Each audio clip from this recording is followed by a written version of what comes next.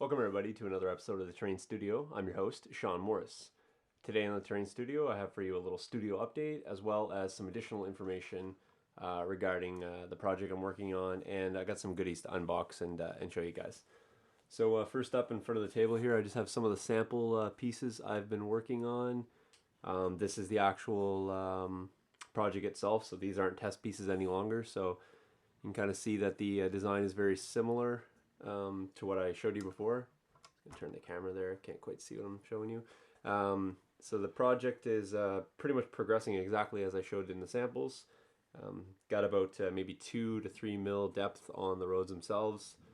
Got a few of the flat spots here where the puddles will go, and as you can see, the board edges are nice and flush up to the edge, and then that's what it looks like on the end there. So hopefully you guys can see that. Can't quite check it out, but there we go. So yeah, that's a sample piece that I did there.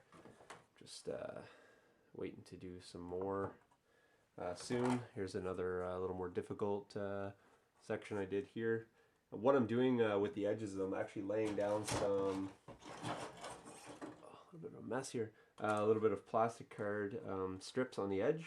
I glue those down and I form a frame around even the ends, and then I'm smoothing out the paste over top of that, and then that gives me equal depth, and then I'm going in and putting the tracks in and smoothing out the areas that the puddles will go later, in addition to putting the ballast and stuff down. So that's working out quite nicely. I had to kind of stop because I ran out of that particular strip of plastic card, but I did pick some up, as you guys will see in a minute. So first up, just some goodies that I purchased while I was out. Got myself a new ruler. This is a 24-inch one, so I can do 2 tiles at a time. Really, really sturdy, rigid, and the metal allows me to cut through. It's actually a nice depth as well, so I can use it as a depth gauge for cutting into things. So that's one thing I got. I picked up, which time do I got in this video? I'm not sure. I picked up some casting plaster, just some hydrocal. This is a Woodland Scenics product. That's going to be used to cast up some stones. I decided I'm going to do some bigger rocks in the water basin. So this piece here, I'm going to do some larger rocks. I may actually even create a little island section here, just again to create some variation, some character to this water feature here. You guys, I need an opinion as well. These are the trees that I'm going to use. I have lots of these, so I'd like to use them. Are they too, non-realistic? The bases will be completely covered and mixed into the surrounding surrounding base material. I'm just wondering about the trees themselves. I kind of like the trees. I just think maybe perhaps they need to be snowed up a bit more. Some accumulation and maybe some flake snow on there as well. So let me know what you guys think about the trees themselves. Okay, what else did I get? I picked up stippling sponge. I use those a lot. Can of gray primer. Nothing exciting. I apologize if the volume is low. It's just seems to be the orientation of the camera and where I'm sitting, but I'll see if this one's any better. I picked up a second container of soft flake snow. I haven't used too much of the other one, but I did not want to run out and have that be a problem. I picked up some trowels or plastic putty knives.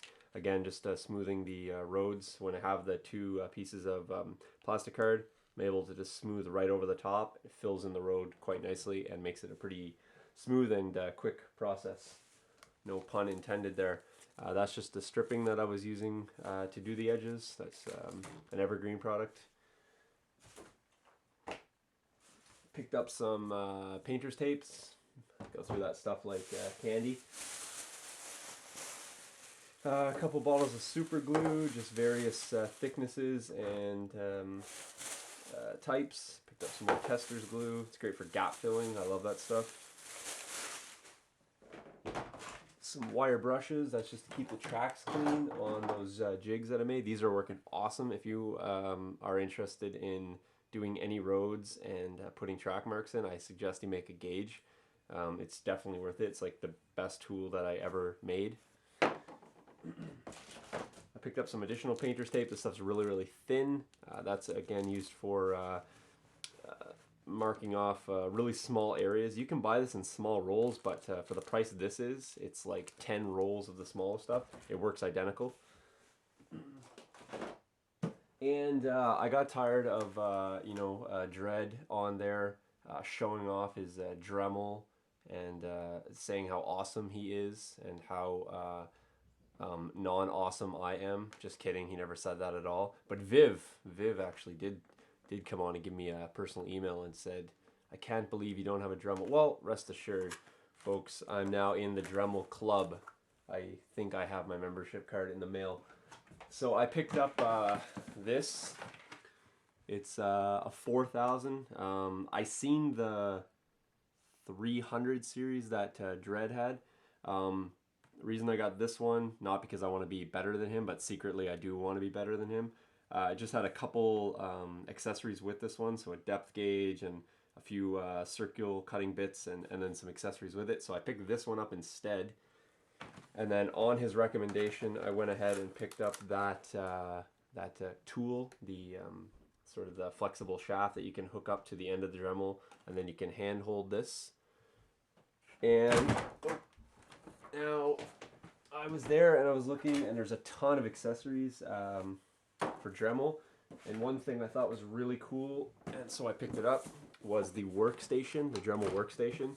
Now this is really awesome because you plug in your Dremel here, and then you have this handle, so it works like a drill press, which is neat. This actually swivels 360, so you can use it for various things. And it also has this telescopic arm that comes at the top. You hook the Dremel up here, and then the flexible shaft extends from that, so that when you're working, this is not laying on your work surface, so it's actually extending from above the table down. So I'm going to go ahead and mount this. It's got 4 bolt mounts. I'm going to mount that to my extra table, which I don't think you guys have seen yet. It's actually, what can you guys see? It's actually right here. So now I have a full wraparound, but I'll show you that when it's less messy, because I was in a rush when I was leaving and I didn't get a chance to clean up. But I'm now in the Dremel Club, so stop harassing me. And hopefully you guys will see me get to use that pretty soon. I don't know what I'm going to use it for yet, but now that I have it, I got to find excuses to use it. So that's pretty much all I have for you guys. Don't know if I'm going to get in the shop tonight. Just got back into town last night, so it's been a pretty hectic day. I was buried in paperwork today, but I'm catching up slowly, and I got to get back to this project because I've been running ideas through my head, and I need to get some snow on the table. So roads are going to take a little bit of time. I'm slowly working my way on those, but one thing I'm finding, by building them in sections, I'm able to make the seams marry up very nicely, and I'm pretty impressed with how that's going so far. Don't know if I have one here I can show you, or room, but let me just see if I can grab one and show you. So I did a small corner section right here, and so I poured this and did the road just as is. And because I'm using a consistent material that sets up the same, and I'm using the same process, I was able to do it fairly very fluidly. And so when I put the two tiles together, you guys can see that the seam is maybe not too bad. Obviously the seam is still there, but for making those on 2 different days at entirely 2 different times, I think the road matches up nicely. And then looking down the road itself, not too bad, I don't think. So once I get the the snow covering over that and the sides and everything like that, I think it'll look even better. So far so good with the roads, and I'll just keep going forward with that. Hopefully you guys will keep checking in. So I got to do a video too about all the videos I've been watching, because there's so many cool things up right now. Canvas One's back making videos. Viv, he's making videos. Dread's like making like 100 videos a day, and so I got to catch up to you guys, because I've been lacking in the videos. I've also been out of town. Excuse me, 6 out of the last 10 days, but that's really no excuse. So I got to get firing up the video camera here and get some videos done. So I'll catch you guys in the next video, and thanks for watching. Cheers.